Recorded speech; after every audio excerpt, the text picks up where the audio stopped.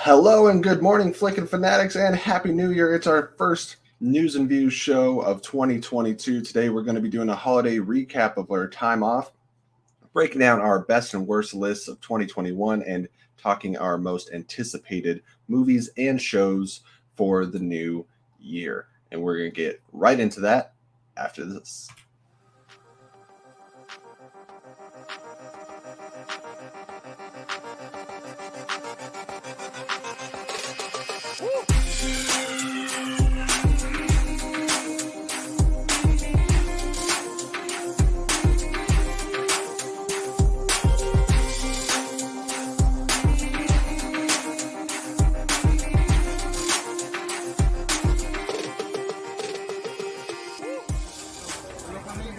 This is the sound of dun, dun, dun, dun, dun. It's the Flickin' Real Show.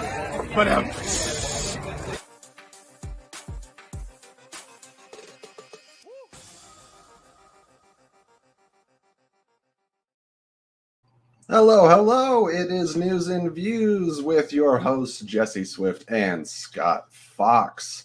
Everyone say hello to Scott and welcome him back to the show. How you doing, Scott? Good. I am well. I'm glad to finally be back talking movies with you. Yeah. It's been a long month. I imagine so much more for you. Wow, this I got the window right behind the computer and it is blowing me out something fierce. I look. When the sun comes Edward through, Cullen. man. Yeah. You're not shimmering, so I'm not sure you're really. This Edward is the Cullen. skin. This is the skin of a killer Bella. If you guys are not already familiar, we are your source for news, reviews, and daily discourse. Whether you are watching us on YouTube or listening to the podcast on any of your favorite podcast apps, which are all in the description down below, we are so happy that you are joining us today, and we cannot wait to share our thoughts with you. Thank you for always supporting us, the good people that you are. You are the reason that we keep doing this every day.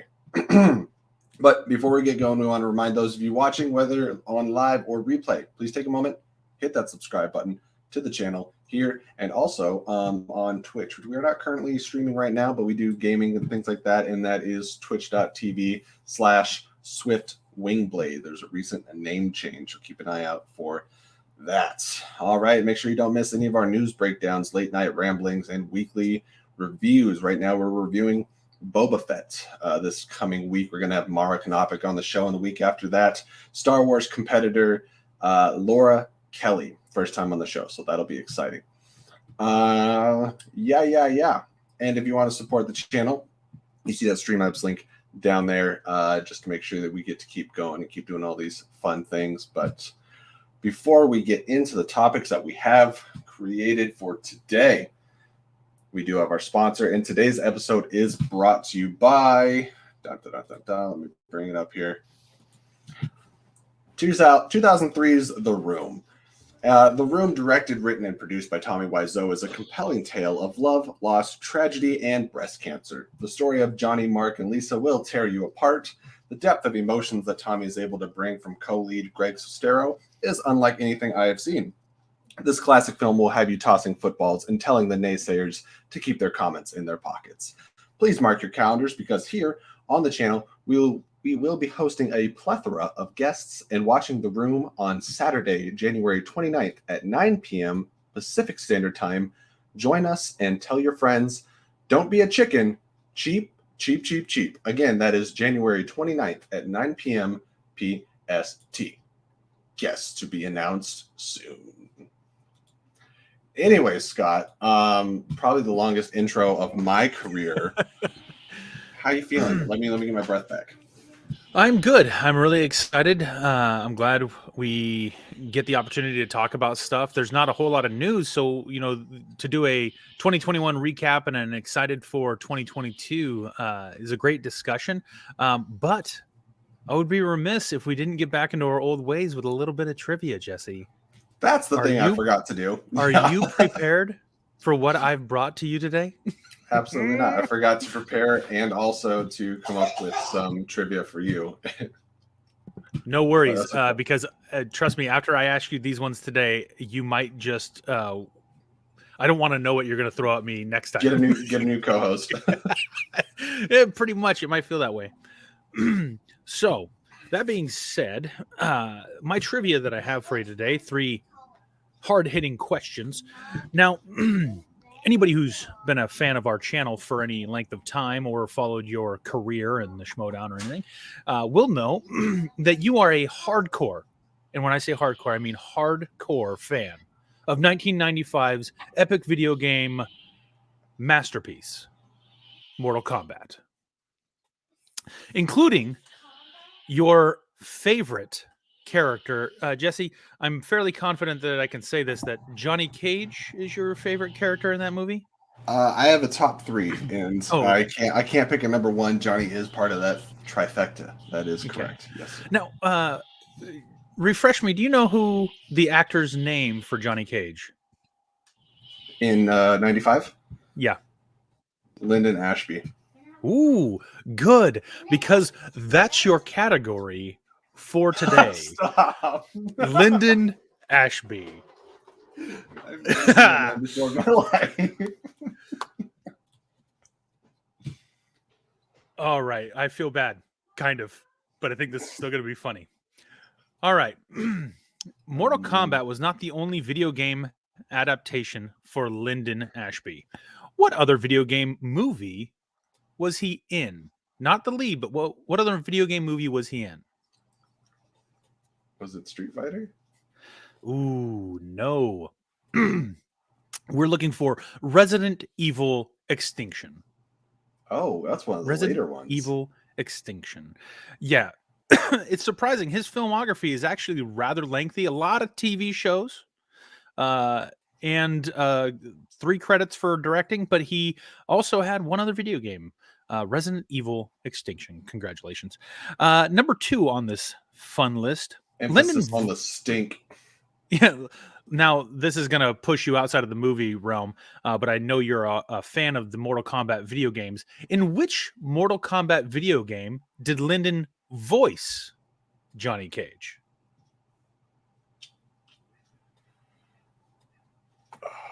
Well,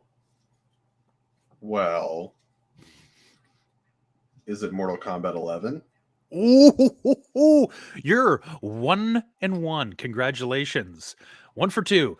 Okay. Yes, Mortal Kombat 11. Because they had Johnny Cage. DLC where you could get the movie character skins, and several of them came back to voice the characters, including, I believe, Christopher Lambert. Yeah. The original Raiden? Yeah. In my opinion, the only Raiden. Yeah, exactly. Yes. All right. Which MCU movie includes Lyndon in a small role? MCU movie. He is in an MCU movie in a small role.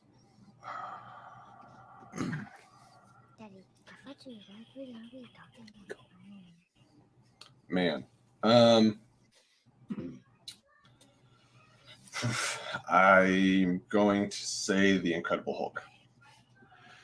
Ooh. Now, you're in the right era as far as time frame, early MCU, but it's Iron Man 3, your favorite, and mine, Iron Man 3. And he plays a guy named Commander. Oh, Commander Ashby. Well, yeah. Lyndon Ashby, congratulations. You know, it's funny, sometimes as I was thinking about this, we have characters from movies that we love, and sometimes when they're don't become super famous, it's weird because a lot of their careers have a lot more than we think, but not all of it is quality. And he's been in a lot of stuff, most notably 7 seasons of Teen Wolf. Check it out. Sorry, apologies. My cats decided to barge in and go straight for the closed blinds. All right. Well, with that. Well, now that we got that out of the way, and you can beat the crap out of me next time we try and talk movies, I'm ready for what you're going to throw at me. Because of that, it's going to be just Resident Evil trivia. Oh my gosh. I have seen one Resident Evil movie. The first one.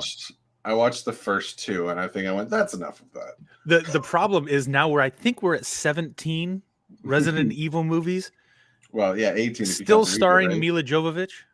Well, no, they had the reboot now with Robbie Amell and Kaya yeah. Scodelario that just came out. Kaya By the way, Scodelario, of course, from Pirates of the Caribbean 5, I think. What was 5? Not Stranger Tides. It was Dead Man Tell No Tales, right? I think. that's correct. Stranger Tides was 4 on Stranger Spoiler Tides. alert, he plays Barbossa's daughter. I just want to say Mila Jovovich also did an incredible job in one of my favorite movies of all time. Hellboy Probably a top 10 2018. movie. Nope. Nope. Fifth Element. The Fifth Element. There Yes. you go. Incredible movie. Oh, right. And somehow parlayed her into 27 consecutive roles of Resident Evil. But hey, it's keeping her working, right? That's right. Hey, Patty in the chat. How's it going today? You just missed us wrapping up our trivia. So now we're going to get into our topics today. And as a refresher, there they are right there. Whoops, minus this banner. Get out of here. We're going to do a recap of our time off, our best and worst of 2021, most anticipated movies and shows for 2022, and what we've been reading and watching lately. So let's get that holiday break recap going. And Scott, I feel like you have more than a mouthful of things to share with us. You had a December. I was deathly ill for 17 days. I got hit with the combination of the flu, COVID, and then that transitioned into pneumonia. And so I had this horrible sickness that crashed me, COVID that I started to recover, but then when COVID hit into my lungs, I got pneumonia, and it was just this wild roller coaster. And it all came about because I hadn't, I just want to say, make sure you're drinking lots of water, doing everything for your immune system you can, including lots of rest. The day I got hit with everything, I had not slept in about 3 days, 2 or 3 days, because of illnesses with my kids having the 24-hour flu. And if you got kids, you know that when they're not feeling well, you don't sleep well.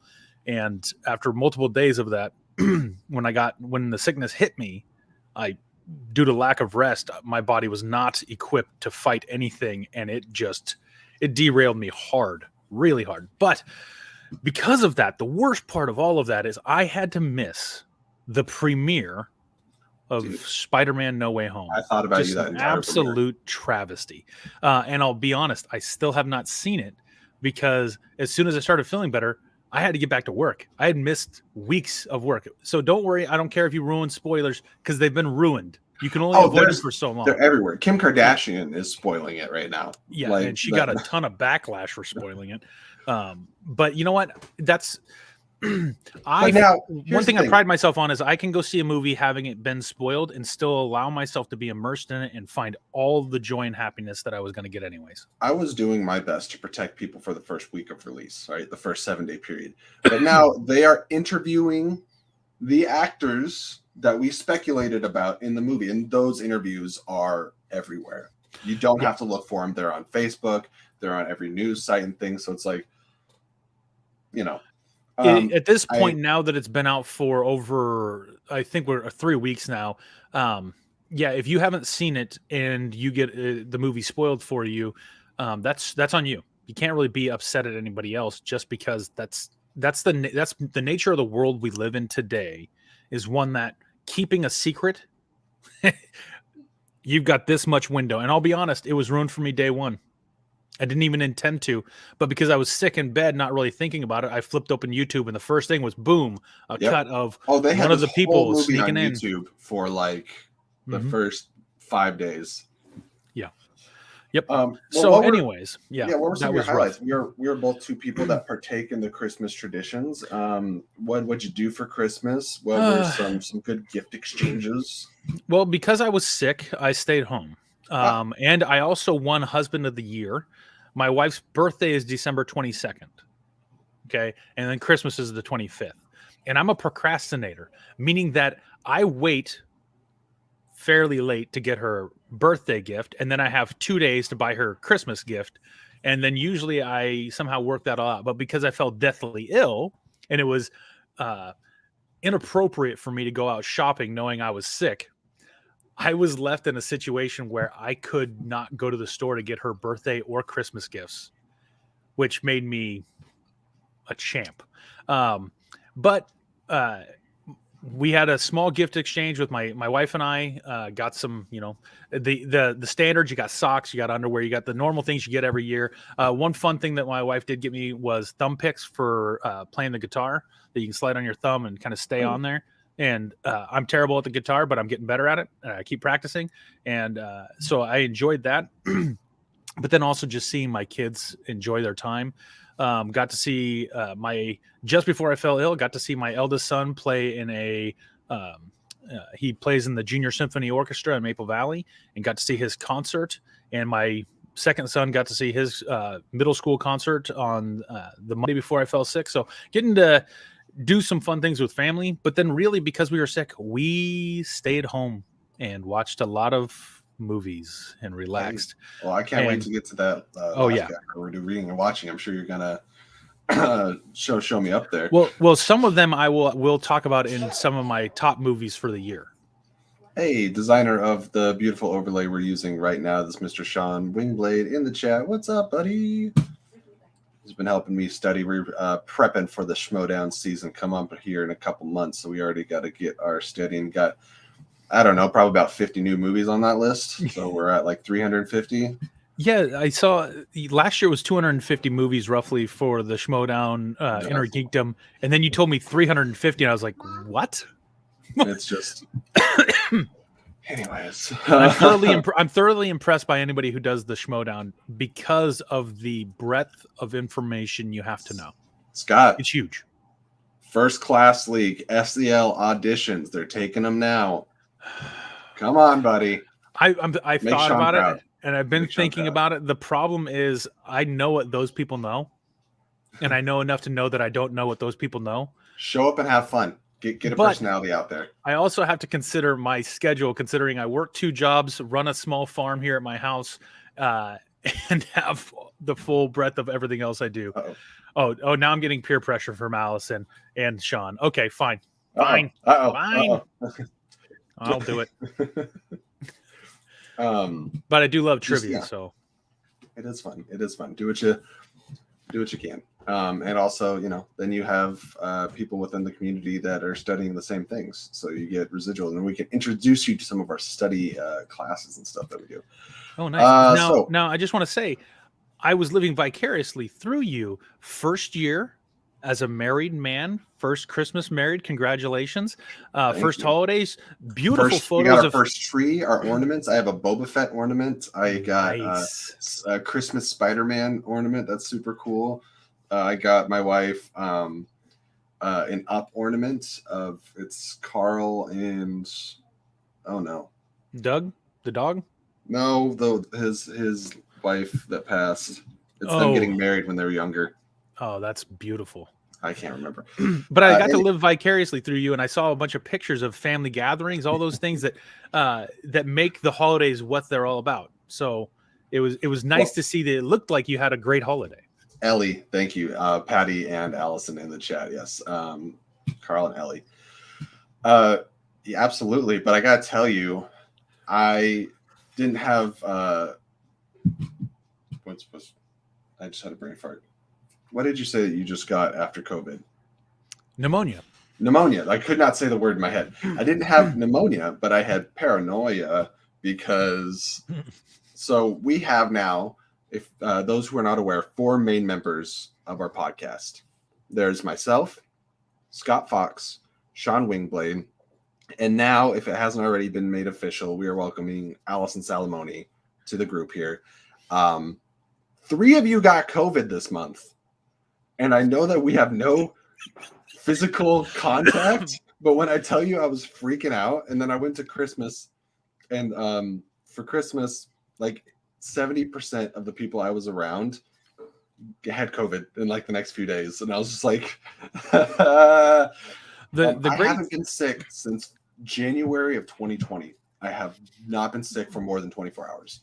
The great thing is now, and we're not doctors, so I don't want to get too far off on any of these things, but the great thing now is with the vaccines and all those things, supposedly the statistically, They say that the with the new variant that people are less sick with this, and Allison but had the fear of spread is still missing out greater. on the So COVID. a lot of people can get it, not even know it, because it spreads really easily, but it's not as severe a version. I know that I got hit as hard as I did, mostly because I was immune compromised due to lack of sleep. Like you were saying, it's important to hydrate and it's important to sleep. And I know that like lately, because my cats have developed some really annoying habits, they like to wake me up earlier than I'd like to. So my sleep now is starting to go downhill, but it was pretty consistently a healthy amount for a good while. But I know when I was on freight crew and stuff, sleeping like 4 hours a night, I got sick all the time. So that's just a general rule of thumb: is get your sleep. If you have to go to bed a couple hours earlier than you would like to, sometimes you just got to do it. Your body is designed to regenerate as you rest. So rest is incredibly important. But how was the rest of your holiday? How was the family gatherings with now you have a much bigger family? Yes. Yeah, that's true. Thanks to your wife. Christmas with the Hainers is always a really good time. My side of the family, our Christmas has now been twice delayed. So it's like 2 weeks from now we're doing Christmas. It's as you know, it's snowed like nobody's business here. And transportation, we were trying to originally meet in Seattle, and transportation got real crazy. So I still have a stack of gifts over in this corner here. I watched Witcher season 2. That was cool. I also did a lot of watching because out of the 5 days of that snow week, I only worked 3 of them, and that was because my boss took me to work. The other 2, I didn't have transportation. I couldn't get to work. So that was fun. The day I came down with pneumonia was the day we got the first 6 inches on the 26th. The day after Christmas is the day the pneumonia kicked into my lungs. And we had to go to the emergency room in a whiteout blizzard trying to get from Green Valley to Auburn. Good times. Way to be inconvenient, Scott. We saw so many cars on the sides of the road that have like slid off, including my friend's farm. We were on our way back from the emergency room, and we're driving by my friend's farm where I work part-time. And there was a truck in their field. And I was like, well, that doesn't look right. And I could see his tire lines from his pickup into the field. And so my wife's like, what should we do? And I'm like, I got pneumonia. I'm just calling. So I called my boss. I'm like, hey, there's some guy parked in your field that doesn't belong there. Looks like he took out a couple fence posts. And they're like, you got to be kidding me. So they came out and checked on it. But yeah, this guy tried to come around the turn too quick, lost control, and boom, right out into the field where all the beets are at.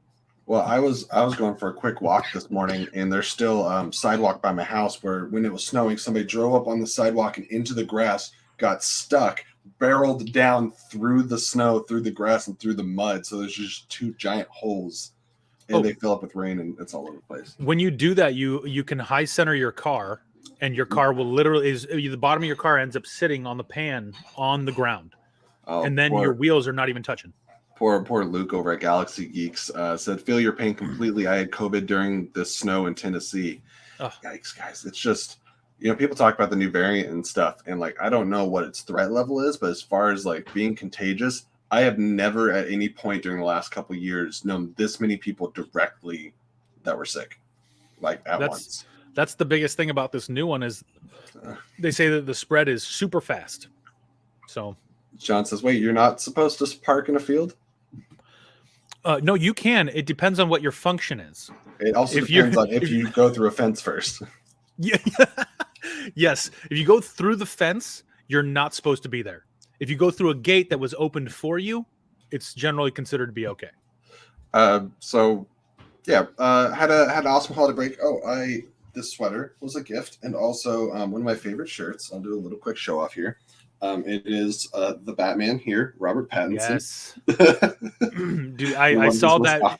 I saw that picture online of that shirt, and I was like, that is gold. And we are getting another one that we're going to wear to the Batman premiere. That is that same picture, but they made like the track suit sparkle, and it says, "This is the skin of a killer, Bella." Mm-hmm. So there's great gifts all around. Also, anyone that's been on Twitch has seen playing Guardians of the Galaxy a little bit, and that game is awesome. It is, I will say, I think in every way better than the movies. Every characterization is better than the movies. I enjoy them. I enjoy the movies very much, but I like Star-Lord Gamora, Drax. I think all the personifications of the characters is improved. So, yeah, I think with that, had a good New Year. Stayed up for it. I forgot what we were watching something, but you know what? It's a new year, new goals. First year starting out married, which is exciting, and looking forward to the Schmodown season as well. Lots of cool stuff. Looking forward to everything we're going to be doing with this channel, which I'm not even sure of yet. I didn't stress myself out at the end of 21 figuring out what 2022 is going to be, but just know that we will grow and evolve naturally, and it will be good times and stuff. Maybe I'll have more scripted content in the future. No, that's all right. I always love the free-flowing conversation where we get off on to random life stuff, because you know what? Life happens, and it's okay to talk about it. Life happens. It does. Well, then we can kick off our first topic, and I want to give you all the credit in the world for helping us come up with some things to talk about. And I'm glad we did this like a week ahead of time as far as thinking what we could do for this episode, because I went and checked news in the sphere that's come out the last 3 or 4 days. And I was like, not much. I think this is a good route to go. And please feel free. Those of you guys that are watching live right now, get engaged, hop in the chat. Let us know some of your favorite things that you watched or the worst things that you watch. If you want to do a whole like top 10 list, send it into the Streamlabs and we'll read off your whole top 10 list. And that'll be a lot of fun. And that Streamlabs link is streamlabs.com/flickinreel. And that is in the, if it's on screen, it is in the chat. So with that, we have our best and worst of 2021. And I believe the way we did it is our 3 favorite things, 3 least favorite things, and then some honorable mentions if desired. Is that what we got, Scott? I think I got it covered. Okay. I got it covered. I want to do a quick vote if people are watching, because I want to see if people want the worst or best first. There is my dad in the chat. Hey, Dad. Yeah, I was just going to comment. I love that his name is Jackal Dad. It's so cool. That's the best. Well, it's funny you should mention that, because I was wearing this because I went on a walk, and then I came in here and started working on the computer. I started getting hot, and I cracked this window behind the computer. Now it's cold, and I need to shut it. But Allison is the first vote in. She says we should do our worst first. Do you have the worst ready? I do. I have everything ready. Now, how do you want to do this? Do you want to do I do one, you do one, or you just want to read off your 3? I'm just going to read off my 3. Now, I want to preface this by saying I don't watch movies that I think they're going to suck. Fair. Not often. If I think something's really bad and it has a ton of bad reviews, ton of bad press, I got 4 kids. I work multiple jobs and have a small farm. It's time is precious to me. And I try to reserve watching things that I think I will really enjoy, because that's the way I kind of attack movies. Some things I will watch regardless, but because of that, I don't watch a lot of things that I think are going to suck. So my list is very short as far as, and I know we're only supposed to do 3, but first and foremost, Home Sweet Home Alone should never have been made. I didn't even watch the entire thing, because, well, Home Alone 1, Home Alone 2 are the only Home Alone movies. Home Alone 3, Home Alone 4, Home Sweet Home Alone, like, no thank you. Nope. Give me Macaulay Culkin. If you want to readdress Home Alone, you better go get Macaulay Culkin back and 90-year-old Joe Pesci, and then I'll watch. Sorry, mate, I'll be with you in 1 second, baby. About Home Alone. Yes, I was talking about Home Alone, sweetie. Oh, no. Hey, do you love Home Alone? Yeah, said, Home Alone is one of her favorites. Yeah, sorry, she heard me talking Home Alone. Commentary. She had to come interject. She loves Home Alone. But oh my gosh, Rogers the Musical is everyone's number 1. The post-credit scene at the end of that show was, my wife was like, "Why are they playing this? Why are they even doing this?" It was, I'm off on a tangent. Because Hamilton was a hint. Oh my gosh, Home Sweet Home Alone was not worth watching, and I didn't even watch the whole thing. Second movie, have to add a small piece of commentary. Every time you mention working on a farm, this is what comes to mind. Where were you trained? On a farm? Michael Shannon as Zod is so good. Also, one of the best superhero movies ever made, and we can fight about that every day. Secondly, Without Remorse with Michael B. Jordan, I couldn't get into it. I watched a half hour and I just was like, I can't do this. And I don't know if it was my mood when I was attempting to watch it. Yeah, no, that came out at the end of 2021. That's what I mean. Sorry, I'm still not used to calling 2022 this year. It's last. I mean, 21. Yeah, it came out later 2021, and I kept seeing ads for it all over the place, and Amazon kept pumping it every time I turn on Prime. It would be like, boom, watch Without Remorse, kind of like they did with Tomorrow War. They just kept pushing it. Of course, they've claimed it as their own. I just couldn't get into it. I don't know if it was terrible and as a whole. I just could not get. After about a half hour, I was just like, you know what? Maybe I'll attack it another time. But that wasn't that good. And the last one, I actually enjoy this movie. So let me preface that by saying it's one of the worst of the year for me, but I still enjoyed it. And that was Mortal Kombat. Oh, what's funny is I jinxed myself in my head because I was like, we have no overlaps on this list. It's a good movie, but it's not great. Well, is that the last one on your list for worst? Yeah, it wasn't a bad movie, and I'm not upset about it. It's just one of those things where I'm like, it could have been so much better. From that Cinderella movie, awful. The Amazon Prime Cinderella movie, my goodness, garbage dumpster fire. Okay, well, I will slide over to my worst then. Yeah, go for it. I will kick off with Mortal Kombat real quick, just to get that out of the way because you brought it up. Awful, painful, hurt my soul. I walked out of the theater angry. I stewed. I couldn't even talk about it for like the first hour other than that was bad. I went on no less than 5 shows on YouTube, spending over an hour each time talking about how much I hate this movie and why. Mortal Kombat was an atrocity. It offended the senses, and it absolutely shat on the lore. And yes, there is an extensive amount of lore in Mortal Kombat. So, boo on you. You're bad, and you should feel bad. With that, moving on to number 2, not necessarily in order, but just the second thing that came to mind. And Scott and I talked about this. There's plenty of worse movies out there. However, so many bad movies, you can watch a trailer and say, that is going to be an awful movie. And you avoid it. And we do a pretty good job, I think, of trying to avoid it. Mortal Kombat, I watched from a fan's perspective, and I wanted to see it. I thought it turned out awful. Now, can I just say I'm really glad I watched Mortal Kombat on HBO Max and didn't spend the money at the theater. I'd already bought that ticket. AMC A-list.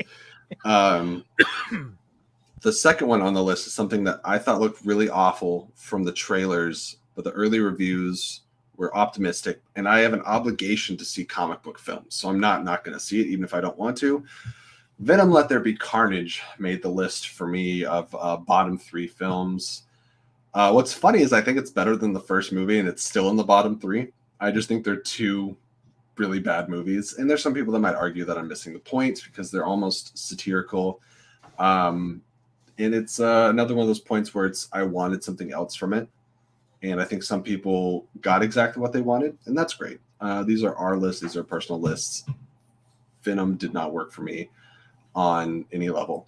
Galaxy keeps bringing up Space Jams. It's like, why is the worst movie Space Jam? Well, I got something for you, Luke, and that is my 3rd worst movie of the year, Space Jam: A New Legacy. Do you know how long it's been since I've got more than halfway through a movie and then turned it off?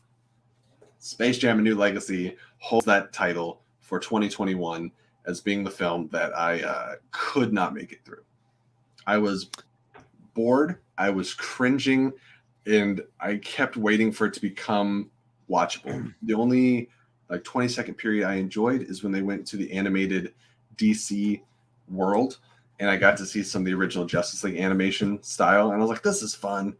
And oh man, poor Don Cheadle. At least he looked like he was having fun.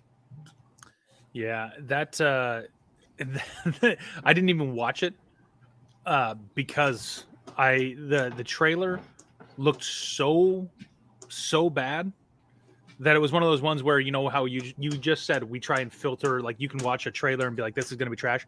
That movie looked like trash from moment one all the way through. It sure did.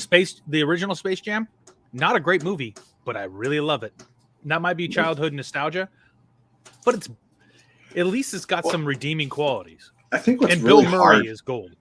Is when you have a movie that's bad but becomes a like cult hit, and then you try to replicate that cult bad. It almost never works. I think something that had a respectable attempt was the most recent Bill and Ted, because I think Bill and Ted's they're not fantastic. They're just a lot of fun, and I enjoy them. And I think they captured some of that in the new one. But Space Jam sure didn't.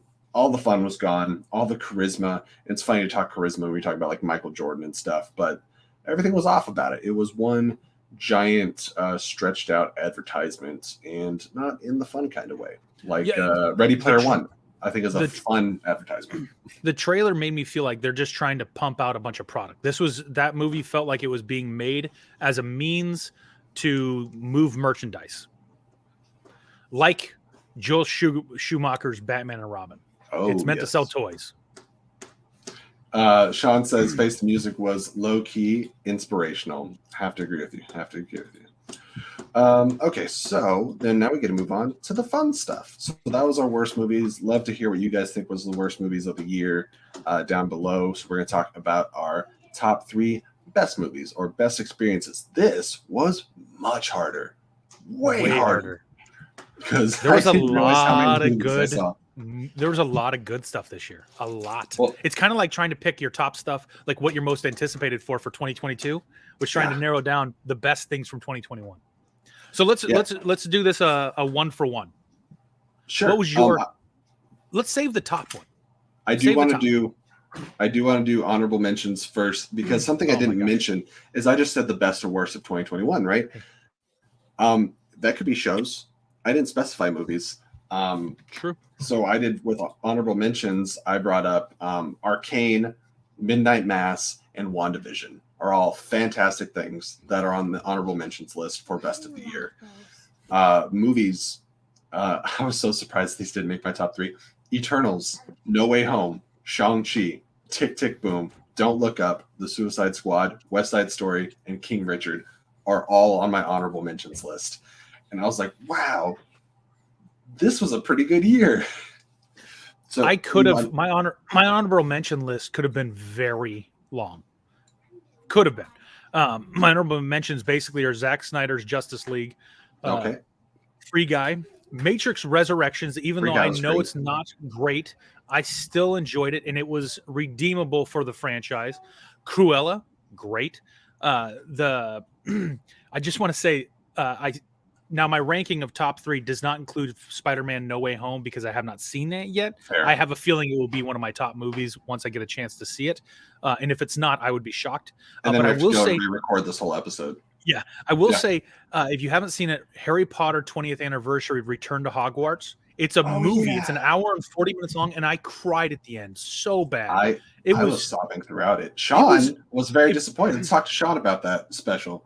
The funny thing to me is, I've seen so many reunions, and you can do reunions as we're trying to bring back the characters and show like where are they now, like an update, or you can have a reunion where we just talk about it. And this movie, and it's a movie because it's an hour and 40 minutes long. This movie was done so well in how it broke down the movies and recapped everything that by the end, I was emotional, like seeing the scene of them on the final day of shooting.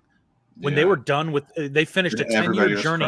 Yeah. Everyone's weeping. I'm sitting there weeping. And then they show Alan Rickman as the last thing with the always. Just the person who orchestrated that whole thing and put it together. I love that Alan Rickman. I mean, I could have a whole talk about this special, but I love that Alan Rickman was the only person that knew that was coming up for their character.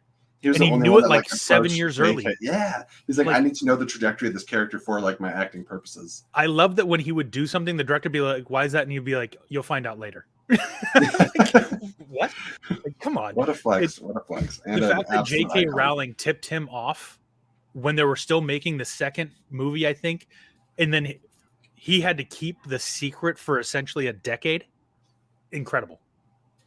I guess he Um, didn't have to keep the secret after the 7th book came out, and they still had the last 2 movies to make. But man, well, so good.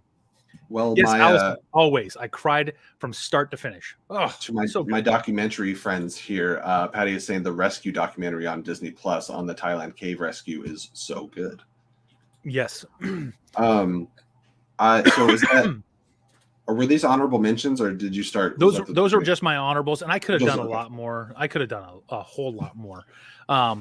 And it's So are we doing it's our two of ours and then saving number one? yeah. Let's go with number 3 on your list. Okay, number 3 on my list. Bring it back up here. Is I really thought Eternals was going to be number 3 on my list, and then when I was scrolling through, I went, "This was this year." Number 3 for me is Mitchell's versus the Machines on Netflix. I watched that movie 4 times already. It's fantastic. It's hilarious. It's zany. It's heartwarming. It gets you in the feels. It goes places that animated movies haven't gone before. There's some familiarity to it. There's some new ideas. It's just such a mixed bag of greatness with an amazing voice talent, including Maya Rudolph and Danny McBride. Love this film. Cannot recommend it enough. That is my number 3. If you guys have seen Mitchell's versus the Machine in the chat, tell Scott why he should watch it. I will give it a view. It's a great family film. You told me about this a long time ago, but at that point in time, I didn't have Netflix. We would let that one go because there was too many subscriptions to keep track of. And but Furbies will be forever changed for you.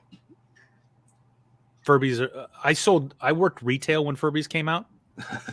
I hate that toy. But anyways. You're going to hate it more. I'll go with, okay, so my number 3 is a tie. I cheated, so I got a top 4. My number 3 is a tie because I thought, what is my favorite MCU movie of the year? And I haven't seen Spider-Man No Way Home, so preface that.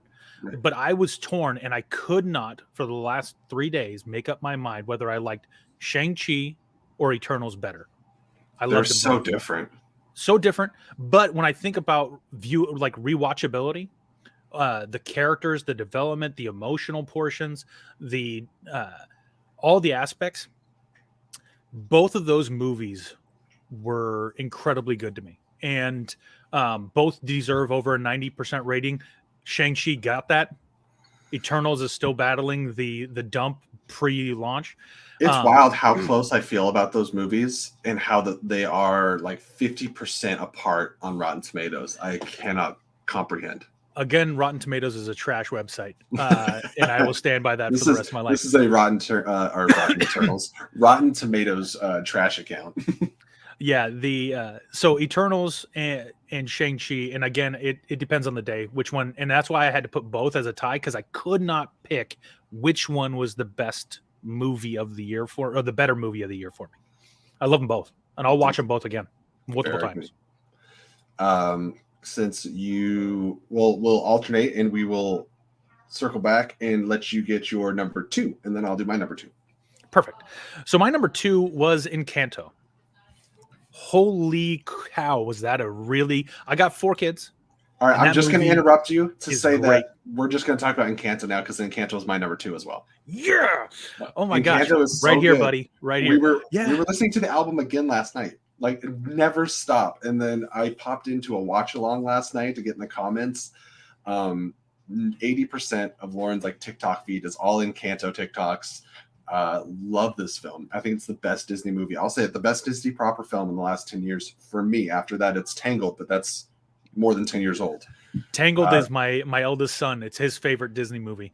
To this day, he loves that one. But the Encanto took all the greatness of Frozen 2, Moana, because it's the Moana style animation, brought into this new setting, and the way the story is told, and the emotional hit at the end when you realize that which you can kind of see, anybody who knows the story, you could see that it was the grandmother relationship that was the real strained one. But when she saw the prophecy, it predicted the sister.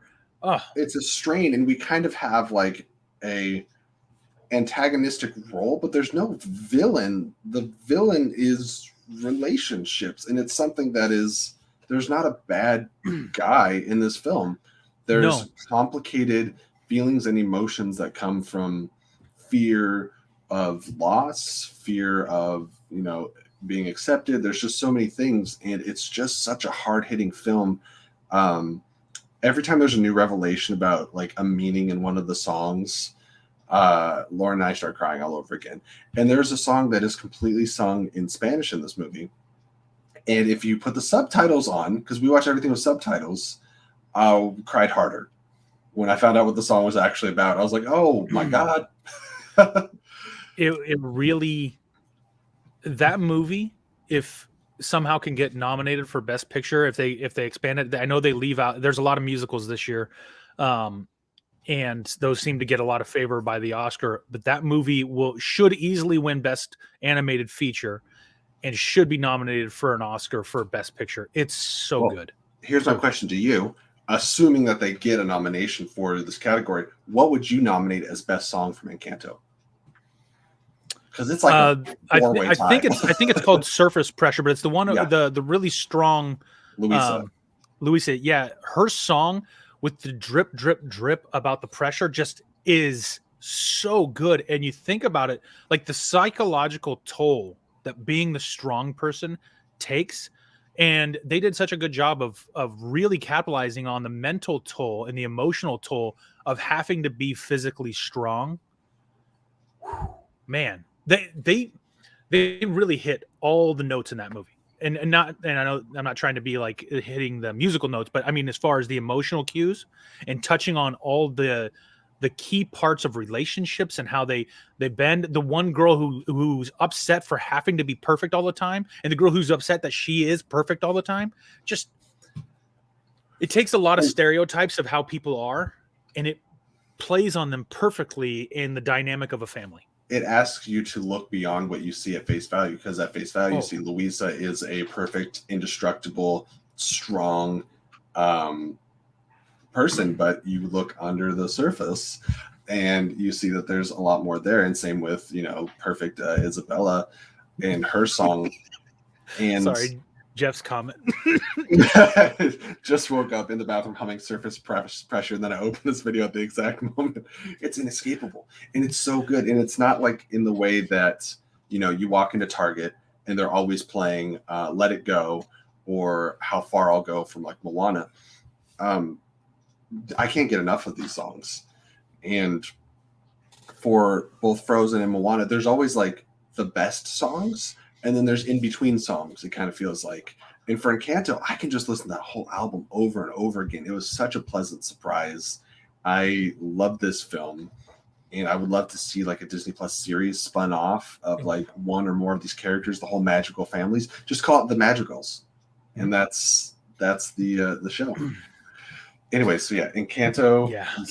If you haven't seen it, go see it. But it looks like this entire chat has seen it, which is good, because I was worried about it not making it. Not only has the entire chat seen the movie, the entire chat is in love with the music.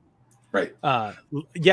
Surface Pressure, because until Let It Go and How Far I'll Go, the word "go" is not into the title. Yeah. Yep. The Surface Pressure is a brilliant song. Brilliantly written. And then I wish we could talk about it, but we don't talk about Bruno, so I can't say anything about that song. One of the best characters in the movie. Yeah. And I am Harnardo, and I am scared of nothing. Jesse based our friendship off If I Choose Surface Pressure is the best song. Yeah, that is what I said. After I think we all saw it opening night, and I sent the message out, and I was like, all right, I need to know your favorite song. Our friendship depends on it. And Sean's asking if Jeff was doing the shoulder shrug. Drip, drip, drip. Yep. All right. So, all right. So you want me to go first, or you to go first on number one? I'll do my number one. We'll do the opposite. Who's surprised here? I want to see in the chat who's going to guess my number one film of the year. I already put like No Way Home's and honorable mentions. I want to give I do want you to go first, because I want to see out of the people watching who's going to guess what my number one film of the year is. I'm just curious if people will guess what mine is, because I have a feeling mine might be the same as yours. Because I'm fairly confident that Dune was the best movie made this year by a long shot.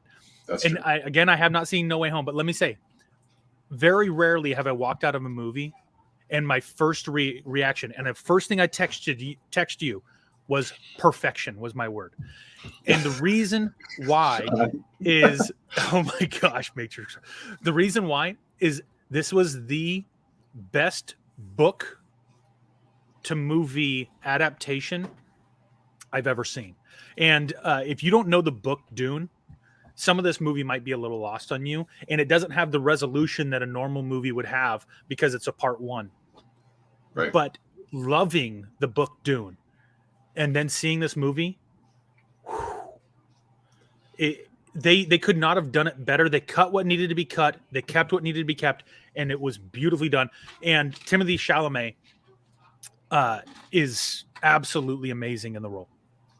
And not only him, Oscar Isaac, outstanding. We did a long breakdown of that movie, and it's the number one movie of the year, and there's not even a debate to me. Yeah, I mean, I could go on. I could do another hour podcast about it, but I will say we did so much Dune coverage on this channel. So if you guys really want to know what I think about it, you can check our audio podcast. You can check our spoiler discussion. I did one with Mara Knopik. I did one with Alex Shawshek, and we were just all talking all kinds of Dune. Talked with Sean Wingblade about Dune on our speakeasy. I love this movie. I have not. Yeah, right there. I will say the best book to film adaptation this year. I think it's the only book to film adaptation he saw this year, though. So it's actually possibly kind of a slight, knowing Sean. But Dune was phenomenal. What is there to say? The score was incredible. The cinematography, the direction, all the acting. It's not necessarily a movie that I deem to be like an emotional film, but it's so epic in scope and it just blows you away. You can feel the film in your soul. I don't know, Dune. So many things to say about Dune. Can't wait for part 2. It is, if you can't tell already, it is also my number one film of the year. Dune. Sean says he was trying to be positive. All right, well, I'll believe it. Allison said, I wish I liked Dune the way all you did, but it's 100% because I didn't know the story, but it was shot beautifully. Listen, Dune is not for everyone. I didn't know how Lauren was going to feel about it. I believe she loved it. I know at the very least she liked it, but I think she enjoyed it quite a bit. I wish I could go see it in theaters again. I wanted to come back out because I watched on HBO Max. It's not the same. It's good, but it's not the same. One of the best casts we've seen in the last decade. Holy mackerel, stacked. My goodness. Stellan Skarsgård as Baron Harkonnen. Intimidating, scary, like so. And when he's floating because he's too fat to walk, just absolutely awesome. They did such a great job of that movie. I'm almost getting there this winter. I might have to have little suspender things hefting me off the ground, putting on some of that winter blubber. No, what you need to do is go Wally and get your chair to hover you around. So you just sit in and lean back with a big soda and have it float through your house. Wow. Yeah. So we'll run them off real quick again.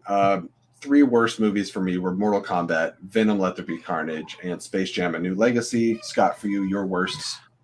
Home Sweet Home, Without Remorse, Mortal Kombat, and then top 3, Dune, Encanto, and then Eternals/Shang-Chi. I can't believe out of all the movies that both of us have seen this year, our 1 and 2 are not only the same, but in the same placement. I love that. I absolutely love that. You know what's sad is I didn't get to see Encanto in the theater. I didn't see Encanto in the theater. I saw that at home, and when I watched it at home, I'm like, man, I wish I had seen it in the theater. But that was at a window of time when life was just insane. And so when I finally got to see it at home, when it popped up on Disney Plus, I'm like, ooh, let's see this. And when we watched it, I was like, oh my gosh, I can't believe I waited so long. Incredible movie. Then my top 3 bests were Dune, Encanto, and Mitchell's versus the Machines. And now I wonder, Scott, when you get around to seeing Mitchell's, are you going to go, oh, well, but maybe not, because you also have to see Spider-Man, and I don't. Well, I was going to say I have a hard time believing you like Mitchell's more than Spider-Man, but I did, apparently, according to my list. It happens. So now, what are you looking forward to, Jesse? perfect. Great segue. Segue Scott Fox. That's why we have him on the show. So we're looking into 2022, which is now this year. We're here. We have been dealing with 2 years of a pandemic. Shoot me in the eye.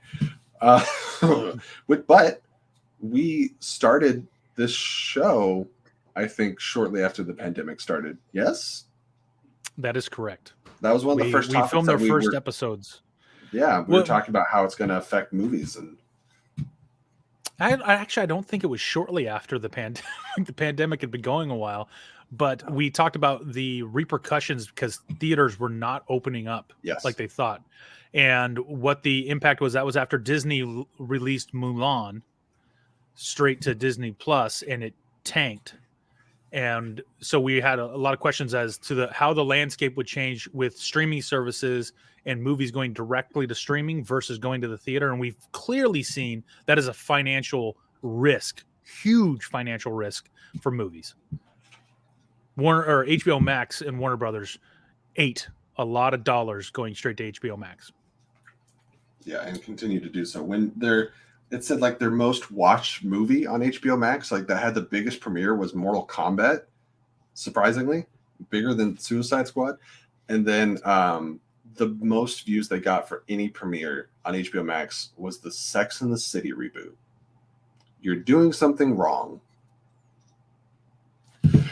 Anyways, I'm going to go ahead and let you know I will never be watching that. Period. It's like I forgot what was happening. So this is happening, or then this happened. I forgot what it was called. It's Sex and the City Senior Living now, right? That's right. Flirt with all the attendees. Just to ask you real quick, did you do a separate list of movies and TV shows? I did. For most anticipated. Okay, perfect. I will visit the chat once again. Do you guys want us to do TV shows or movies first? I am going to check. I was going to say check the poll that I didn't make. So that's fine. And just like that, Allison says. So I was close. All I know is they kill off Mr. Big. Spoiler alert. Allison says, how dare you both? If I want to see Sarah Jessica Parker, it is going to be in Hocus Pocus 2, which just narrowly missed my most anticipated of 2022. Since we're not getting any responses at the moment, let's just start with TV shows. Sarah Jessica Parker, by the way, best movie. Girls Just Want to Have Fun. Okay. Like 1989 or something like that. All right, I'm just going to list off my 3 here for most anticipated. Actually, I'll do. I have honorable mentions for shows. Again, I can't believe that none of these made it. Obi-Wan, Mandalorian Season 3, House of Dragon, and Peacemaker are all honorable mentions for shows, and I will run into my top 3 just so we don't spend all day doing this list. Ted Lasso, one of the greatest shows I have ever seen, so when that returns, that will be one of my most anticipated. As far as the Marvel shows go, Moon Knight I'm looking forward to the most. So that is number 2. And I put Lord of the Rings ? Because I'm still waiting for that release date, but I believe it's supposed to come out at some point this year. Scott, what do you have for your shows? I didn't have any honorable mentions on this, but I did have Obi-Wan, Andor, which is still supposed to be listed for the end of this year, which would be relooking at the crew from Rogue One, and I'm kind of excited for that. And number 1 is Lord of the Rings, and whether that's 2022, 2023, 2024, or 2025, it will be the number 1 movie most anticipated because it gets into the Silmarillion, and that's my jam, bro. I can talk Lord of the Rings all day, every day with anyone, and so anything Lord of the Rings, as long as they don't butcher the lore, because there's enough. As long as they don't butcher stuff, Lord of the Rings is easily number 1. I'm beyond excited for on board for Andor. I will say, finally, maybe once Lord of the Rings starts coming out, we can get Scott on a weekly review show because I think that is predestined. Now, I am keeping up with Boba Fett, and we're hoping for better episode 3. But anyways, did you not love episode 2? It was pretty good, but it was better than episode 1. All right. Well, man, I'm still waiting for something a little bit better. I will say the train scene was pretty awesome, But that's a topic for another day. So what was your 3 again? Obi-Wan, Andor, and Lord of the Rings. Perfect. Some Star Wars and some Lord of the Rings. All right, let's kick it over to our movies. Scott, did you have any honorable mentions for your 2022? I hate to say this, but Thor: Love and Thunder didn't make the top 3. It slipped to my honorable mention because there's so much stuff coming this year. Thor: Love and Thunder is stuff in my honorable mentions as well. But that's my only honorable mention. I'll go through my top 3 real quick. So, Multiverse of Madness, number 3. Spider-Man Across the Spider-Verse, number 2. It's coming next October. Are we gonna have the exact same top 3? And the Batman is number 1. And the Batman is number 1 by like a long shot. I am so jacked to see that movie. Yeah, Scott. I mean, people watch it. We did not communicate this at all. We have the exact same top 3. I think Multiverse of Madness and Spider-Man Across the Spider-Verse are like interchangeable. It's like they're tied for second, and Batman's number 1. Yeah, that's kind of how I felt. With Love and Thunder, Multiverse of Madness, and Across the Spider-Verse, those 3 are all kind of just meshed. And then there's Batman. There's Batman and then a bunch of other movies. Hocus Pocus 2 and Disenchanted. I will say when I was looking at the list of things coming out in 2022, both of those I looked at and went, ooh, like I am excited, but they're not like the top. I can't wait for those. Allison is excited for the Willow show. I am as well. Can't wait to see Warwick Davis back. And also Tony Rivoli, I forget how to pronounce his last name, from Spider-Man. He plays Flash Thompson, will also be in that show. Willow looks really, really good, at least from that like intro thing, but that's all they showed. Right. I don't know why I was like, well, my top 3 are, it's the same thing. But I will say my honorable mentions, I did put Black Adam, Lightyear, and one that I keep forgetting about is happening, but I am thrilled, Knives Out 2. Oh, there you go. That's a cast, and like the first movie was so much fun. It redeemed Rian Johnson for me after Last Jedi did what it did. So for both of us, top 3 most anticipated films of 2022: The Batman, Multiverse of Madness, and Spider-Man Across the Spider-Verse. Would love to know what your guys's are. Very excited. This is much more exciting than when we did this last year. Our most anticipated. We're like, well, there's at least films. Yes. Can I just say, with Across the Spider-Verse, I showed the trailer to my kids. They love Into the Spider-Verse. And when I showed the trailer to my kids and Spider-Man 2099 kicked in, they were like, what is this? And then the animation in that world, they were like, every day or every week, they ask me, how many more weeks? I'm like, well, October's 10 months away. So it's 40 weeks. And then they'll be like, is it under 40 weeks yet? Are we almost there, Dad? Like, okay, not quite. But my kids are on a countdown and the Batman right now for Spider-Man. Oh, that Dude, can't come soon enough.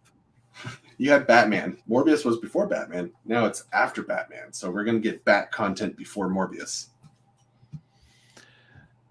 It's weird. Morbius did not make my list, nor will it. Unless I am completely shocked by that movie and they somehow do something amazing. It could be usually good, when they keep delaying a movie over and over, it's not a good sign. Right. But anyways. All right. Well, then we get to click along to our final topic, which is what we've been reading and watching, which we've been talking about a little bit. I haven't been reading anything lately, to be honest. Watching some stuff, though. But, Scott, you were down for the count for a good amount of time, so I'm sure you have a laundry list of things to share with us, possibly recommend. What are you getting caught up on? Well, we already talked about a lot of it. Harry Potter and the Return to Hogwarts. I need to catch up and get season 2 of The Witcher, so that's on my list. But I did watch a lot of movies, but we already kind of talked about that while I was laid up. I will say, as far as listening to... What Christmas movies? What were your top Christmas movies that you watched? Home Alone, The Santa Claus, the animated Grinch, because it turns out the more you watch that is an amazing movie. I watched that for the first time. Wait. You're talking about the Benedict one, right? Yeah, Benedict Cumberbatch. It's I watched that really for the first well time last year. I the first time I watched it, I was like, and then as I watch it more, the way they build his character is really well done. And then I sent it out to our flick and reel message group a boy band holiday. My wife and I watched about half of that, and we're like, "What are we doing? Why is this still on? This is garbage." So we watched that, but then listening to I'm a Lord of the Rings junkie, you know that, and Yes. I own the audiobooks for that. Robert Inglis read back in the 1990s, like 1993. He read all those audiobooks, and I've had those for a long time. But Andy Serkis, who does mocap and voiced Golem, did a redo where Right. he read the books. I just listened to The Fellowship of the Ring, narrated by Andy Serkis about a month ago. And so I have just finished The Two Towers. I listened to The Fellowship of the Ring 2 weeks ago. This week, I listened to The Two Towers, and next week, huh? I said, what's man, Tom Bombadil. Boy, that's a long conversation. Yep. Oldest and Fatherless is his name. And he, I'm getting off. But I will be listening to Return of the King next. And intermixed with that, I'm starting the Aragon series of audiobooks. And just kind of working through that stuff. And then I listen to a lot of different podcasts. Most notably Astonishing Legends, best podcast out there. Other than Flick and Reel. Of course. And I recommend everyone listen to Brett Goldstein's A Film to Be Buried With. I love always bringing up that podcast. Also been listening to Koicast a lot, which is my, I guess now ex-manager of the Quirky Mercs, Coy Jandrew, hosts that podcast there on Dragon Wagon. You can find it on Apple Podcasts. That's good stuff. I watch Santa Claus as well, but the two best Christmas movies of all time are both animated, both of which maybe people have not heard of because nobody ever talks about Rise of the Guardians. It has such a low score on Rotten Tomatoes. And then a recent discovery last year that came out, I believe was nominated for an Academy Award, is Klaus on Netflix. That movie is so good. It's just like wet eyes through the whole thing. Can I just say I forgot Muppet Christmas Carol? There you go. My favorite all time. And we watched it 4 times this year. And somehow I forgot to say that. I watched A Boy Called Christmas. Adequate. Okay. But Klaus is phenomenal. That is an incredible Christmas movie. So that's pretty much what I've been doing. We started and finished something else. I can't remember what it was, but my wife got me into watching Psych with her. So I'm getting through seasons of Psych, old stuff. I did not see 8-Bit Christmas yet, Sean. He says pretty fun family comedy. I saw that it's on HBO Max. I keep almost watching it. Mike K popping in saying Klaus is amazing. Klaus. Everyone should watch Klaus. Yes.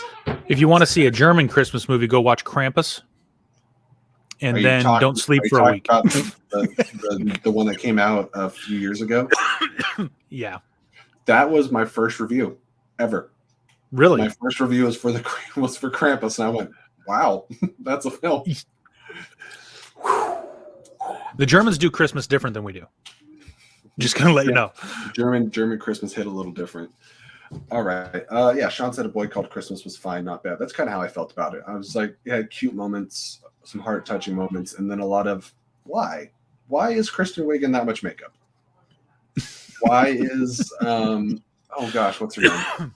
From Shape of Water, Sally Hawkins is in that movie, and you're like, why are you here?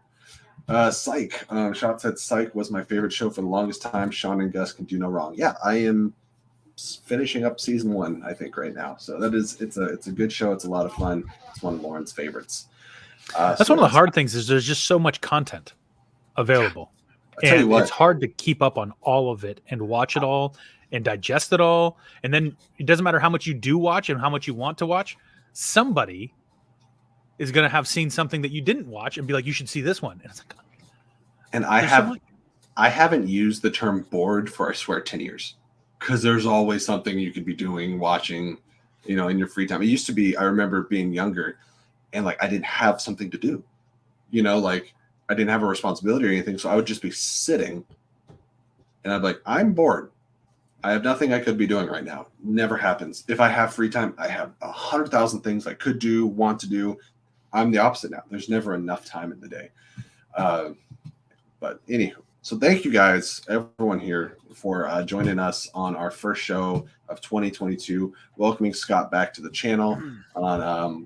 So glad that you could recover and join us and come back. I survived. I made it. Finally, we're on the back end of it. It's been a fun show. This was a fun special to do. It'll be interesting next week to go back into weekly news topics. Appreciate all the flicking fanatics in the chats, keeping the show going, things, and everybody that helps support this channel. We will be seeing you guys next. Definitely Boba Fett on Thursday nights, 8 p.m. We are trying to figure out when to reschedule the speakeasy because I had a shift in availability with the job. So we'll see how that goes. And much love from the chat. Allison says, so happy you're back and feeling better. Scott keeps the channel alive. All right, guys. Well, with that, let's see. Thank you, everyone, for watching, taking time out of your day to stop by and talk film television with us. We loved having you. Leave a comment below letting us know if you thumbed up the video or became a new subscriber. Subbing to the channel guarantees you weekly movie news discussions, late night water cooler talks, and much more, like Boba Fett reviews. This is the life of Boba. By the way, watch Tick Tick Boom. Everybody watch Tick Tick Boom. Oh, I almost forgot. Allison's in the chat, so I need to bring up the fact that we are going to be doing a new show on our audio-only feeds. Check out Spotify, Apple Podcasts, all that stuff right now. And it is Behavior Geekology, brought to you by Allison Salamoni. If you have any questions about it, hit her up at Allison Salamoni on Twitter or Instagram and all that good stuff. So that's going to be a good show.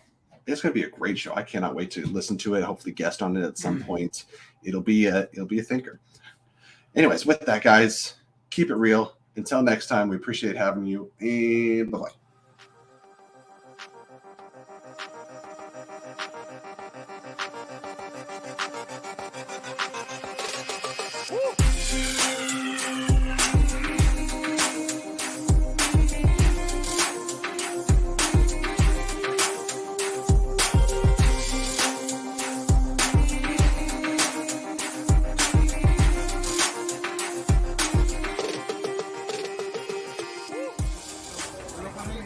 This is the sound of dun, dun, dun, dun, dun. It's the freaking real show.